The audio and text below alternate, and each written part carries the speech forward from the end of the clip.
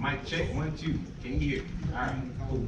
So, first of all, guys, thank you so much for being on the panel because all of you are recognized experts, in your area for what you're doing in this industry. And a lot of times when people sit on panels, it's like, that's serious stuff because, they've got something to say because they've been through some type of battle to be able to sit, on that panel and deal with and talk about certain things. So with that said, I know we've got Dr. Brad Fawcett, we've got Jason Martin, as well as we have Robert Debin. I'm just meeting Robert today, that's why I'm looking at the name, but those other two yahoos I know him very well.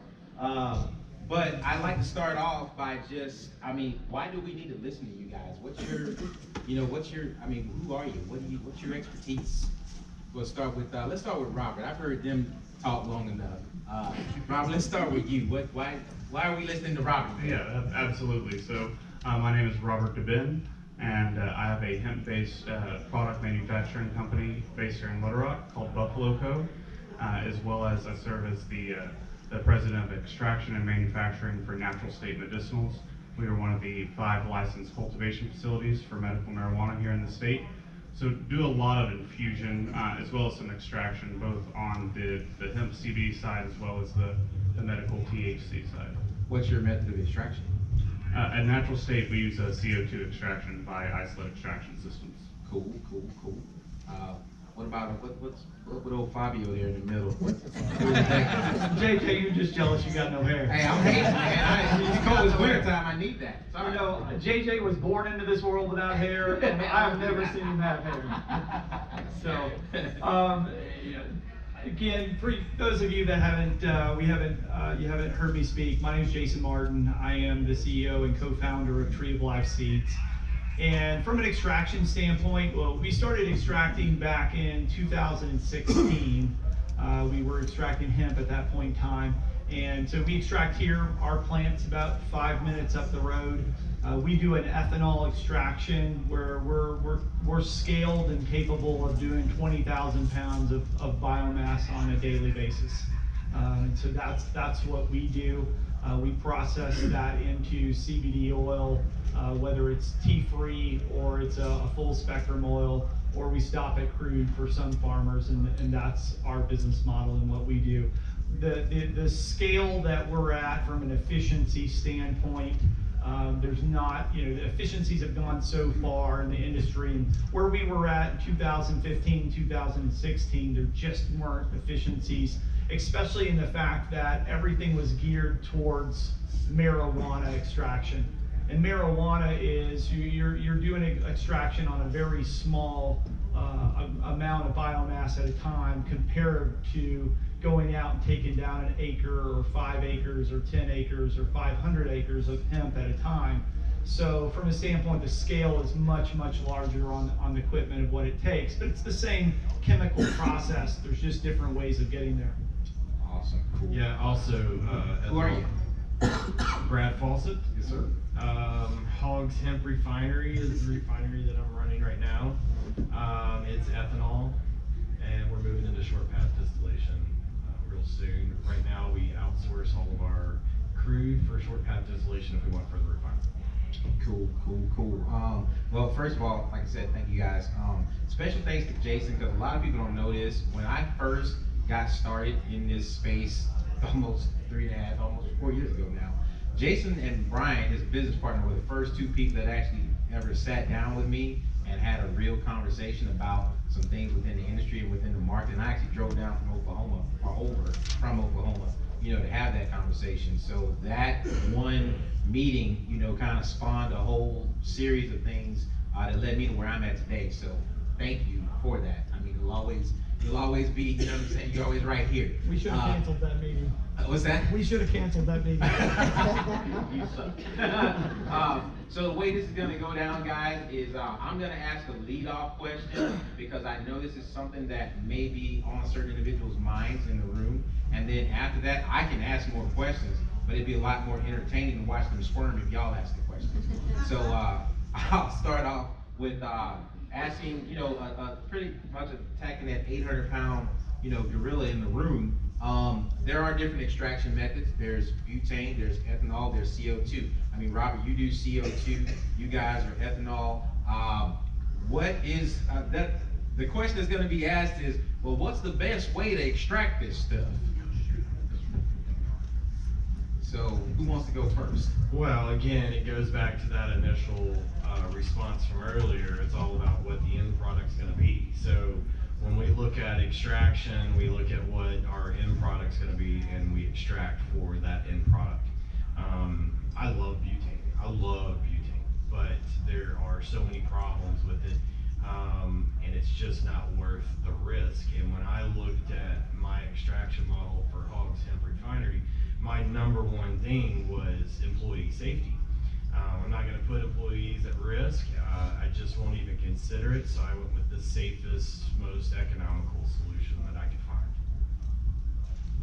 So with that being said, if he's doing ethanol, we do ethanol as well. I mean, when you're looking at hemp, and Robert does a lot more vapes and things like that with the systems that they have, and they do other infused products as well. But with hemp, ethanol is like the least harsh from an aspect of you actually get more out of the plant from the cannabinoids and the terpene profile doing an ethanol extraction or an ethanol bath or wash.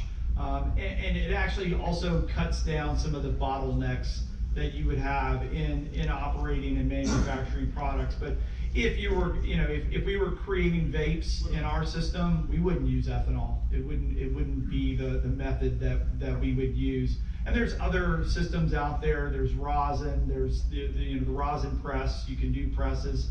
There's things that just aren't as scalable. And so in the industry today, with the technologies that's out there today, ethanol is by all means, it's the safest and the least harsh for what you're trying to get out on the end, and the most scalable way to do that. So I know, Robert, you would talk a little bit more about what you guys are doing. Yeah, so as Brad, you mentioned safety to start with. When we were looking at what extraction system we wanted to use, toured many of them, and again, I love hydrocarbon as well and the products that it puts out, but if I have to take off my Apple Watch to go into an extraction facility so it doesn't blow me and my employees up, I don't think it's worth the chance, no matter how good the end product is.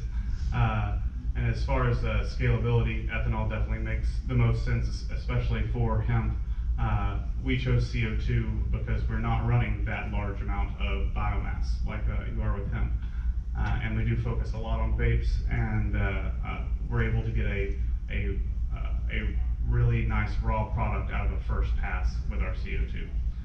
And as much as I love that, people do use it for hemp, but the equipment is very expensive and it's very time consuming to run. Awesome. Did you have a question over here? Yeah, can your processes maintain an organic certification? I don't know the answer to that. The answer is actually yes. There are products now that are being manufactured that are using a certified organic ethanol as your solution. And as long as your equipment is a UL certified, you're doing it in the right certifications of the lab, your lab's been certified. There are products today that are certified all the way through. It's a great question because most people think, oh, well, the farm was certified, so the product is certified, and most products out there are not. But there are now some certified organic ethanols. Okay, yeah, organic ethanol is available. Yes. Nice. Anybody? Any other questions? Anybody else? All right, guys. Well, thank you so much for. JJ's got jokes. Anybody else? Well, I'll ask another question. In terms of processing CO2 versus ethanol, in terms of processing capacity, Robert, what's your maximum daily output with your extraction method versus Jason versus Brad, in terms of how many pounds per day can you process? In our facility, we have two different machines. We have a double 5 and a double 10. And depending on what we're processing for, whether it's a concentrate like a vape pen or an infusion oil, something to go into an edible or a topical or a tincture, we can average around 35 pounds a day. 35 pounds. So that's quite different than what y'all are processing on the hemp side. So Jason, you said you're up to maybe 20,000 pounds? We can do 20,000 pounds a day. We have two systems. We have a system that's all a US-based system, and then we have another, and that system's capable of doing about 10,000 pounds a day. I'm talking about there's more to, everybody's going, okay, processing, extraction. There's a lot more that goes on past that, and that's the further refinement or the infusion of products into those things. So when you're looking at a system and talking here, they extract their products, they take it to a crude oil, and then they use a third party to take it to a further step. We invested in earthquake.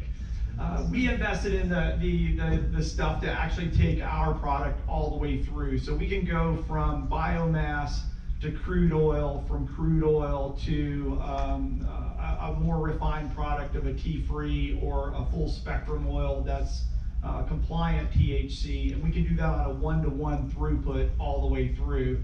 So we can do 10,000 pounds a day through our US systems, we can do 10,000 pounds a day through our Chinese systems, and we can really meet the throughputs that there's realistically. Crude is right now, it's the easier of the processes to manage, and it's the least costly from an equipment to invest in.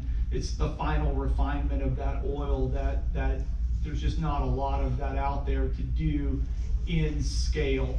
So, we really invested on our side of the business to be able to have that end product, to be able to go all the way through. So we process for farmers from a biomass standpoint, bring in biomass, and we'll do that from the raw crop. Or we also process for farmers that have went out and had some other agreement with somebody else, and then they bring us crude oil and want us to take that crude oil to further refinement. I've done hydrocarbon, I've done CO2, and I've done ethanol, and they all have their pros and they all have their cons. And when you get into processing, you just kind of have to weigh what those pros and cons are based on what you're working with. And one of the things I love about CO2 is that the end product from your first pass is really a great end product. Your end product from a first pass with ethanol is not. It is truly a crude oil and needs to be refined a little bit more. And then butane, it's similar to ethanol. It has a couple more stages it'll have to go through. So you're investing more money. What the face value of this is when you start isn't necessarily what it costs when you're done. Sir. If I'm a farmer and I bring you my biomass, how do you charge to process it? And if I just want it processed in crude oil, is that one price? Do you charge extra, or do you have a complete? Or if I bring it to you and I want it completely processed? When you say completely processed, you have to be more specific, because you got crude oil, you got distillate, you got isolate. So before taking your product to someone like them, you need to know what you want it processed to, so they can in turn give you some accurate figures, monetary wise or either split wise. Because some people do splits. Question. What should I do? What should I get it processed? Okay. Again, it depends on what you want and need. Absolutely. But how do I know what I want? Well, first of all, don't put it in the ground. And who's he gonna sell it to? So once again, if you have a buyer already, you don't have to worry about who to sell it to. Okay? Understand that part to be taken care of. But if not, then you need to it's gonna cost you more. You gotta pay to play it. I mean, one way or another. It's the cheapest way. Trying to find out how much it costs. Right. Okay, so if you plant, let's just say strain A, right, and it produces so much oil, and then you plant strain B and it produces half the oil, which is very, very common. And I do quite a bit of tolls, and as people bring me tolls, I see this variation in oil content within the plant. It's not across the board. You don't just take hemp and say, okay, I'm gonna process it, and I give you a price for that processing. No, I might as well just buy the hemp at a percentage of CBD or CBG that I wanna buy it for. It's a hard thing to price at that point, because I don't know what your product, what your flower is really gonna produce on the back end. Does that make sense? Okay, so if I, can you Doctors, they explain that better? confuse you more than. So based on, is that on, still on? There we go. Based on your hemp that comes out of your field, whether it's out of field A or field B, it's gonna be different. So every deal is a little bit different, but I'll explain, I mean, real simple, I think in simple terms of what you're looking for. On a lot of tolling, let's say that you wanna go to crude oil, which is step A. A lot of times a simple kind of, the simple math out there that's in the industry right now, it's a 50-50. You bring me your product, I'll turn it all into oil, you get 50% of that oil back, I keep 50%. And that's called a toll. That's your toll. Now, what am I gonna do with that 50% that I get back? I bet you better have a buyer for it before you plant. I think that's what, that's the whole idea here. If you don't, whether I'm your buyer, he's your buyer, or somebody else is your buyer, don't go plant this on the idea that you're gonna find a buyer when it's ready to be harvested. Can I step in for a half a second here? I just wanna, no, I'm stepping anyway. I'm stepping in to cover your asses and help you out, okay? I'm telling everybody in this room up front, these are not your buyers, okay? These are guys that are just gonna hook a brother up or help you out to So get who are something the that you buyers? can sell. Who are the buyers? Actually, I'm one of the buyers. So These two, I pointed to these two, not him. So I buy both for Buffalo Co., our CBD manufacturing company, as well as Natural State. So depending on who the buyer is and what you're growing and how you grow it would depend, or would determine what you want to extract it into. So I'd say 80% of the material that I buy is in a crude oil and 20% is distillate. But depending on how you grow and if you use pesticides, for example, it's really going to impact on what material you want to extract into as an end product. So Robert, are you willing then to enter into a contract with a grower that you have confidence in that might be in this room? Like what we were. Right, that's certainly something that we're open to. Okay. And what will you do with it? So I make end products for consumers, so tinctures, topicals, gummies, chocolates, bath bombs, facial serums, everything under the sun. Now Zach over there, Zach, raise your hand. I remember Zach's a buyer also, correct? Where's Zach? You spoke of signing letter of intent for product and having distribution points for it, yes. And not to be mistaken, I mean, we've been doing that from the beginning. We'll do that with any farmer that wants to look at biomass. We'll sign an LOI for you on your biomass. We'll purchase the biomass for you. There's a lot of different ways, because if I purchase your biomass versus do a toll for you, there's different ways for you to monetize this and different ways for you to make money. So if we do a toll and I turn 50% of yours back into oil and I keep 50% of your oil for doing the service, but I can sell your 50% of the oil, you're gonna make more selling me that oil than I was gonna pay you in the biomass in the beginning. Yep. And that's the way this, because there's no commodity list for what the oil is worth or what the biomass is worth out there right now. So it's, it is realistically, what can we as a group, the farmer, the processor, the person that we may be selling that oil to, what can we as a group make money on? Where's the most monetization we can do? And that can change. So it's the real thing is, again, just don't, if you want to sell me your biomass, I'm happy to buy your biomass. There's lots of other people in this room that'll buy your biomass as well. But you're probably going to make more money if you'll take a little more risk and we can do a crude deal together. Question over here. So, are your facilities set up to process and extract tri-crops or grain crops or bicrops, not the flour that these gentlemen are asking questions for? That's a great point. What is the true definition of extraction or processing?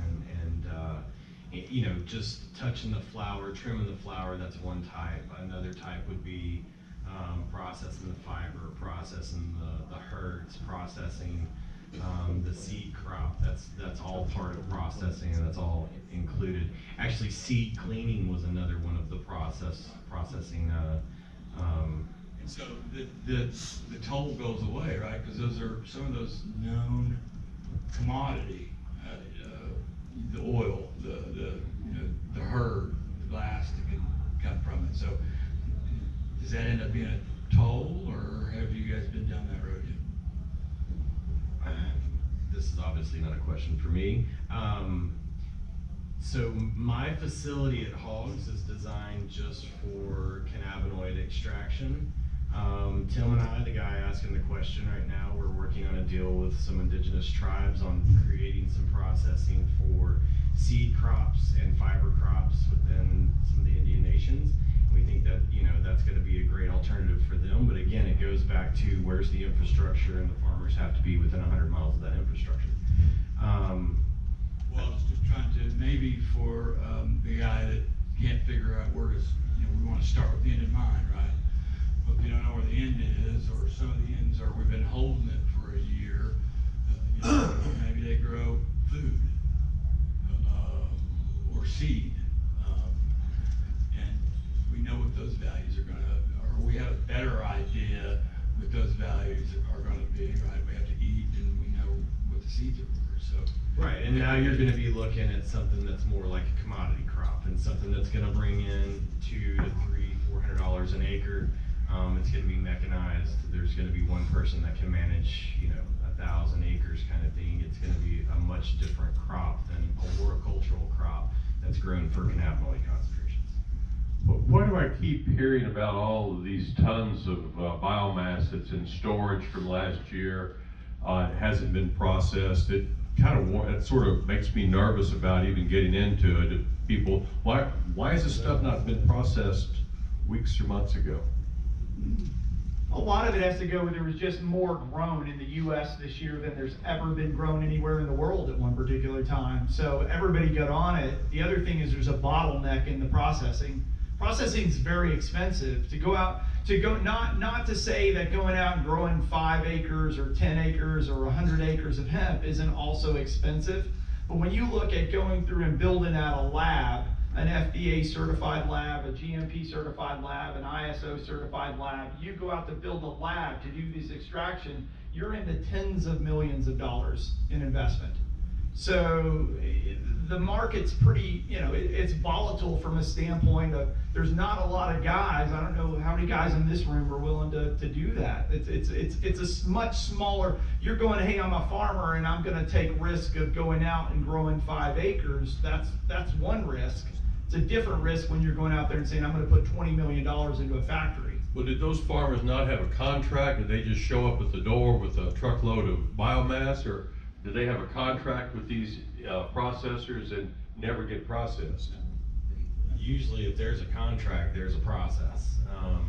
There's been a lot of people that bought seed, they didn't know what kind of seed they were really getting. They grew the flower, now they're sitting on the flower trying to figure out what to do with it. Because they did not have a buyer.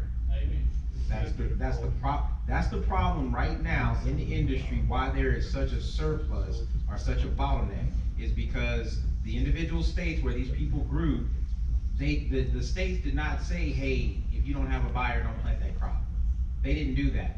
It was up to the farmer, okay? And those farmers decided to take risks and plant the crop, you know, on their own. Now, some of them did have contracts, but the contract is only as good as the paper is written on it. The person that's on the other end doesn't hold their salt, okay? So, you know, that's just a couple unique. So from a processing standpoint, I'll tell you, in our business model last year, we had planned to buy $40 million worth of hemp. $40 million worth of biomass to produce the oil that we needed to produce in our facility this year. If I would have went out and wrote a check for $40 million in biomass and watched the price drop 80%, I wouldn't be up here today. So for me versus going out and going, hey, I'm gonna pay you today, I'll give you a contract for $7 a pound. where when you go to do your harvest next year, it may be worth $3 per pound. The market, we're both in this together. So, I've got to, from a tolling standpoint, it's a much better fit for me in the fact that I'll give you back 50% of your oil, or I'll give you the value of whatever we can sell that oil for at that particular time. But the market changes. Right now, it's been on it's just been this for 12 straight months. Okay, can you not contract the end product? Do you not have any contracts with your users, end users? Absolutely, absolutely, without a doubt. But again, Can't you base your contract, that's why we do grain and. Is grain sold at Walmart? Because this isn't. In a form. But what I'm saying is, if I book a contract, then they turn around and book it, sell it on the future. Yeah, we can't do that. There is no futures. But if you've got a buyer, that you're selling the oil, the processed oil to the final, he's not gonna guarantee you a price, you just have a. No, it's market driven. I mean, and then again, we're doing the nosedive down. And what we're talking about here is cannabinoid oil. It's when you talk about, when you start to compare things to row crop, it's different. This is not we're row cropping some of this stuff, but it's a horticultural crop. It's a lot of labor, it's a lot of time, it's a lot of work. It's not mechanized, and what you're trying to compare things to is a true row crop with a commodity behind it and futures. And there will be futures in some of that. There will be futures in seed. There will be futures in fiber. But we're just not there yet because we don't have the infrastructure, because we don't have enough farmers that have invested into the infrastructure yet. I mean, the same thing happened back in the day with the cotton gins. You had to get enough people together and say, look, we need to build another gin, and people had to really invest heavily into that. From a standpoint, going back and looking at the price of oil, going back to when we got into this, even a year ago, I was able to see it sell tea-free oil for $13,500 a kilo. Today it sells for $1,400. So there's not a lot of manufacturers of goods out there that are going to go, yes, I'll honor that contract of $13,000 and $500 a kilo. 9 months later, when the market is at $1,400. Right. As a buyer of hemp extract, there's really not a huge advantage to me of entering into a price agreement a year ahead of harvest, because I would rather wait and see what the market's doing. There's an abundance of product out there, and we've seen prices just go down. We don't know what's going to happen next year, but there's really not, like I said, an advantage of doing that at this point. I would encourage everyone to find your own buyer. Pick up the phone and start smiling and dialing, if you have to, or go visit some people and ask them, have they thought about, switching over, whatever you have to do, because, gentlemen like this can certainly help out, but they can't buy everybody's stuff, and that's unfortunate. But even if somebody like Jason does have contracts, where he has buyers, well, once those numbers have been met, there's no more demand unless he signs on additional contracts, or either someone else has contracts to facilitate. So when I first started some of the toll agreements, the crude oil was going for $2,500 a kilo, and now it's at $550 a kilo. Well, I've got guys that I'm tolling with. I had some of those guys even here, and I tell them the other day, well, right now it's going for $550 a kilo, and everybody's response was, well, I'm not even going to make the payment on the farm.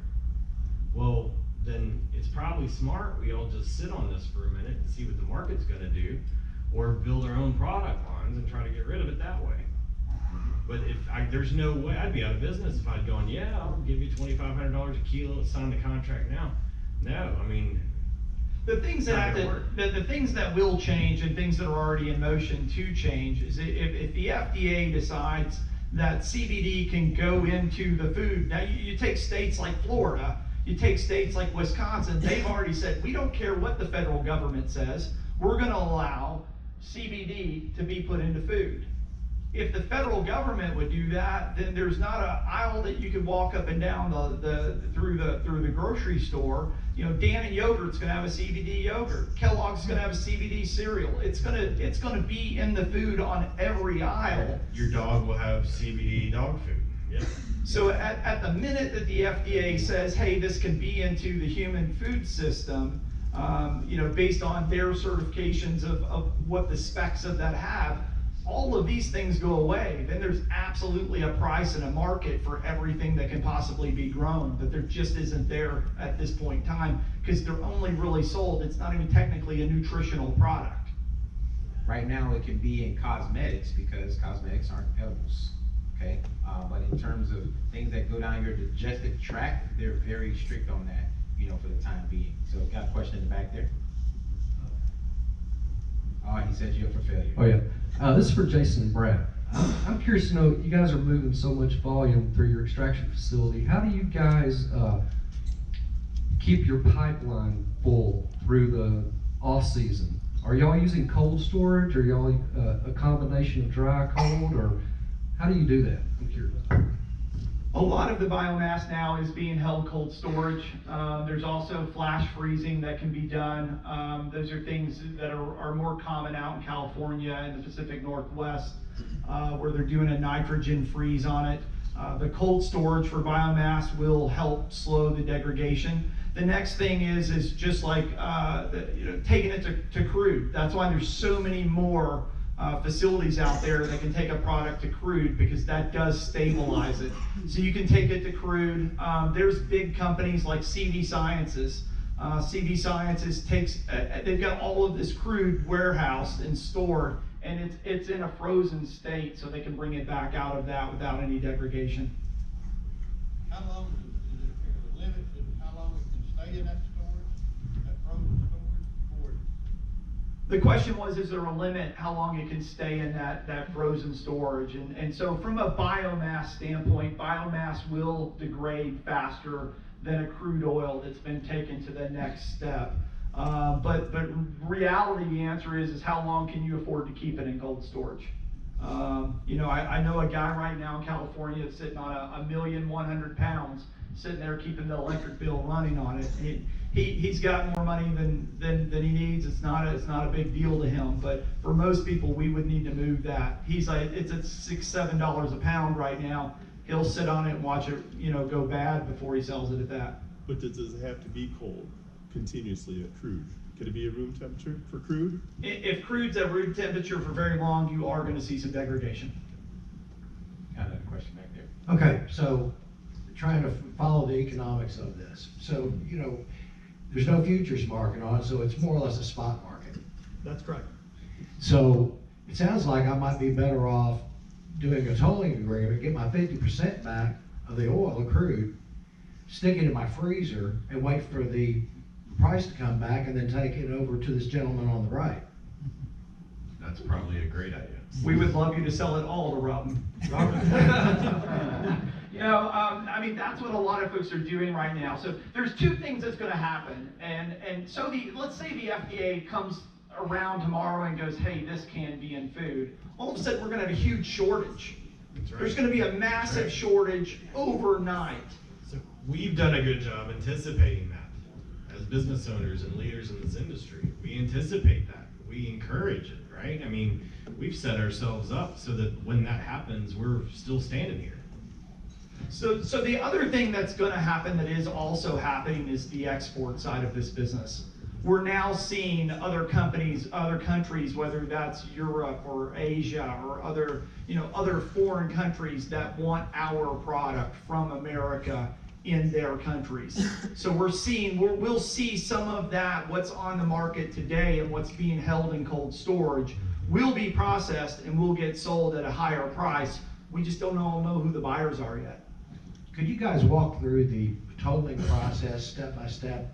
What is incumbent upon you guys? What's incumbent upon me? I mean, there's paperwork, and then you show up with your flour, and then we process it. I mean, you sell the seeds. You sell the seeds to me. I plant it, have my labor. I mean, that's more of a full contract, that's full grower contract from start to finish.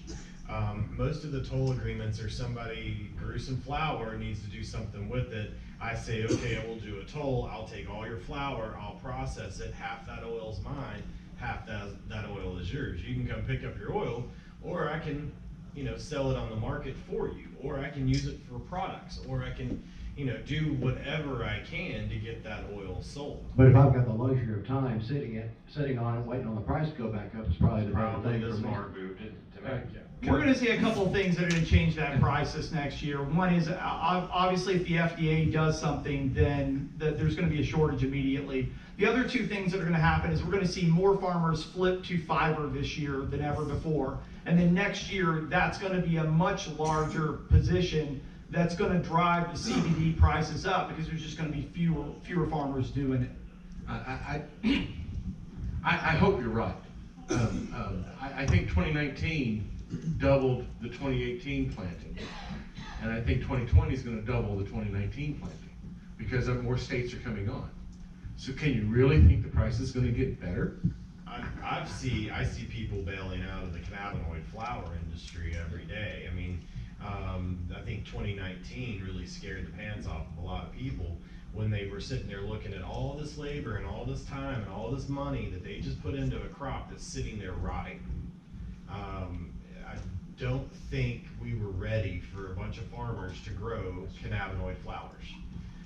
And I think as more and more farmers get into more of the commodity, the commodity and the futures and all of that, that's what farmers are good at. That's what they do. They do the soybeans, they do the corn, they do the rice. And once hemp gets into those kinds of commodity markets, the whole environment's going to change. You brought up another question. If you have a commercial hemp, fiber hemp, where you have all the seed pollination, how close can you grow flower? Some states are actually, it's illegal to have a hemp operation within 12 miles of another hemp operation. Some states, I think Colorado's 20 or 22, 20 miles.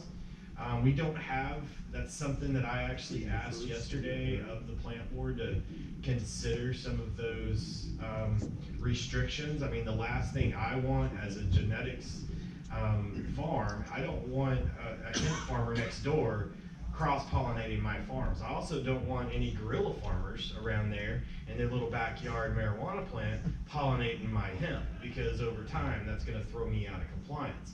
So all of my seeds I go into the greenhouses for, because now I can control what kind of pollen they're going to get all the time. You know, and you get into the field and you've got bees, you've got wind, you've got all these different things that can bring pollen in from a lot of different areas. I think Arkansas, you know, if it was me making those regulations, I'd say 12 miles. And the reason why is we're in this pine belt. We've got less wind. We've got a lot more trees. I don't think pollen's going to stay in the air as long here. We have more humidity, and pollen and humidity do not go well together. And bees aren't going to go 12 miles. So I think that would be about where I would want to be as a, you know, once the regulations come out. Regulations right now, right? There's nothing in Arkansas right now. If my neighbor wants to plant fiber hemp, and he's half a mile away or 2 miles away, nothing I can do about it, right? You need to insulate your farm. You need to, where you're planting, you need to know nobody else is going to plant in that area if that's the idea. You know, when we started planting originally back in 2015, we planted in the middle of 4,000 acres just for that protection. Yep. So I mean, this is nothing new. It's been going on, you know, since 2015 with the first harvest. Back to the question on would the another factor that drives CBD back up is, I mean, and just as I asked people this morning, you know, how many people are in this room planning to plant CBG this year? I mean, nationally right now, the big craze is everybody's flipping to CBG. I love it because that's going to stabilize CBD. Well, what do you do with CBG? What's the It's the difference? same. I mean, what is the difference between CBG? There's a question in the back. That's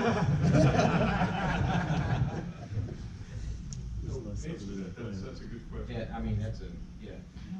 Then we go to the back.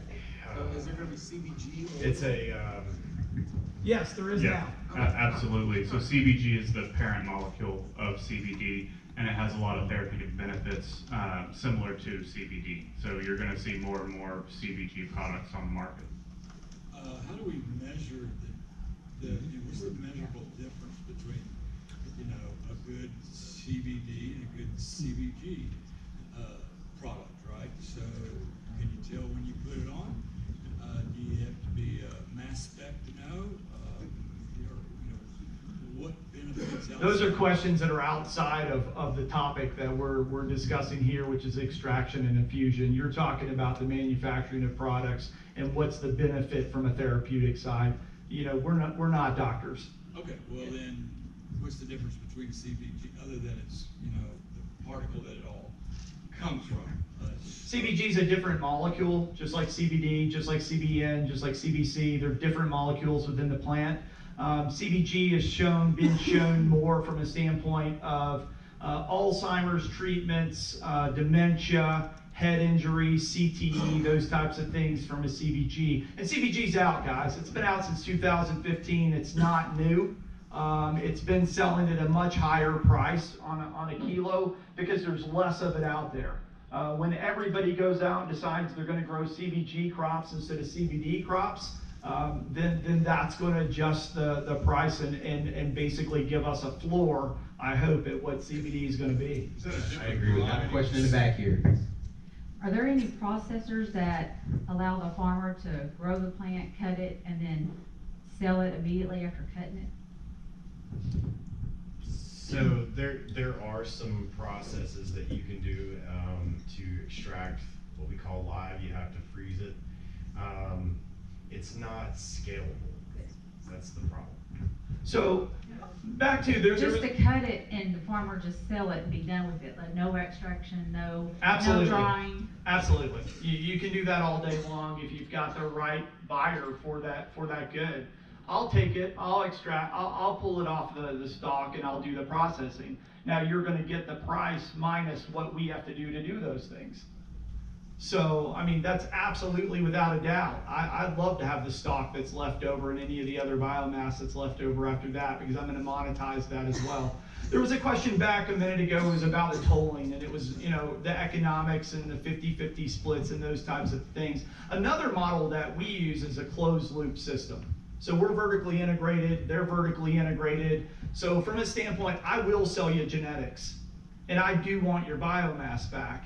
And you can either make as much money as the market is at that point in time, or you can be in this, we can be in this as partners in the fact that you're going to grow for me again next year, and next year, and next year. And what I want is I'll sell you genetics, or I'll partner with you on the genetics. I'll help you with your SOPs to be successful as a farmer. I want your biomass because I do have buyers and I do need to sell, but then we're in it together. So what I make off of oil, or what we make if we take it to the next step to a manufactured product, every time we touch it, we make more money on it. The margins go up on it. How far do you want to be in? Do you want to get off at the beginning of, hey, we cut it from the field and here it is? Great, no problem. You're going to make the smallest margins you can possibly make as a farmer. If you want to wait in this and be in this with me year after year, and you want to be until we monetize the final products, your margins are going to be really, really high. But you're sharing the same amount of risk that I am at that point in time. Something to bring up also, there are mobile extraction units where they will bring them out to your property and actually do extraction on the spot. They pull up in this trailer's got a Connex loaded on it. They will come and they will do that wet extraction. But that's, what's that?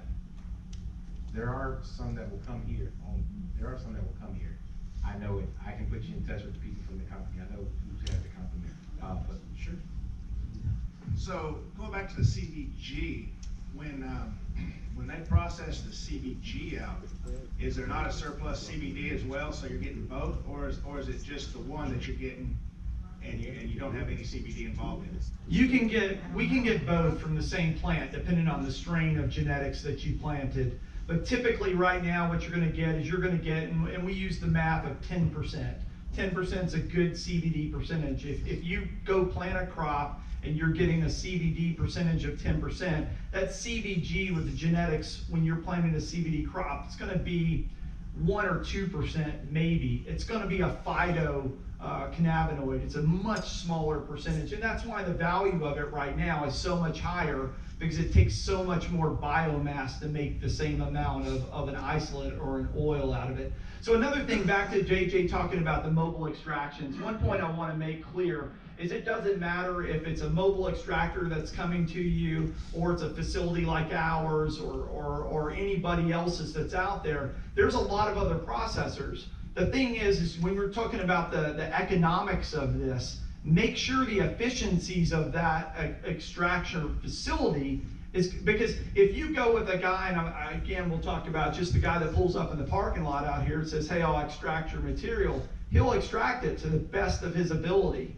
And you guys are going to both split a heck of a lot less oil than you would if you go to a facility like ours that has got the state-of-the-art equipment that will bring you back the highest efficiency on that pass. Jason, are there CBG varieties or strains as opposed to CBD? There are. There's still things that, they're not as far along as CBD is. They haven't been around as far as folks actually trying to grow them outdoors. So, from a CBG standpoint, we've been dealing with CBG genetics since 2013. In indoors, in an indoor closed environment, I can manipulate the plant and I can get it to produce a higher amount of CBG. But to take that plant outdoors and try to grow it in Mother Nature and in genetics by environment, I can't replicate that same thing every time. So I want to make sure I'm clear here. The reason you think that the CBG is going to help stabilize the CBD market is because the folks are going to be planting a totally different strain of plants, not for CBD. Correct, and that's going to be a lot less CBD on the market. Correct. Are there any, we're gonna have to wrap this up. Are there any other questions? One last question or two we want to ask? I do have one on moisture content. You're talking about going green, or as far as out of the field and processing. If you go green and you're processing straight out of the field, you have a higher moisture content in the plant. Does that affect the efficiency when converting to CBD? Absolutely. On CO2 and in ethanol, moisture content makes a huge difference. So the drier the plant when it gets to use, the better. There's a range. There's a range, yeah. What's yeah. the range? I like 10%. What's the range? I like 10% 10 when it's to delivered? 14% is a decent. But when you get up higher as far as storage goes, I mean, what, about 12, depending on your storage facility, how clean it is, you have mold issues about it, just same thing as corn, soybeans, what have you. Don't you want to go drier to be, yep. I mean, it's all a risk, right? So yeah, the lower you can get your moisture content, the less risk you have of mold. The more air you can move through that product, the less risk you're going to have of mold. Go ahead. Robert has grown in Colorado just like we have, and from a standpoint of Colorado where there is no moisture, I mean, you literally can cut a plant today and within 2 weeks you're falling under the moisture levels that we actually want. I mean, the flower will begin to powderize. Yep. So there is that magical spot that you really want to be to maximize your economics. Do any of y'all do white labeling as far as the finished? Yes. And just kind of touch on that, the price of that. We do white labeling. We actually, my sales guy's working on a white label agreement today that we're supposed to get out for a group by the end of the weekend. The price varies on what you want and the concentrations and label requirements and all of that. Your formulas, our formulas, I think we all do white labeling. And so it really depends on what product it is that you want. Do you have a source? Do you want us to manufacture it in bulk and sell it to you and you take it from there? Or you want us to take it to a product that's ready to go on a shelf? So there's a lot of things to discuss in the middle, but I mean, there's 3,000 companies out there right now in the CBD space because we all have to white label. Folks, we're gonna have to end it there. Casey, are you here?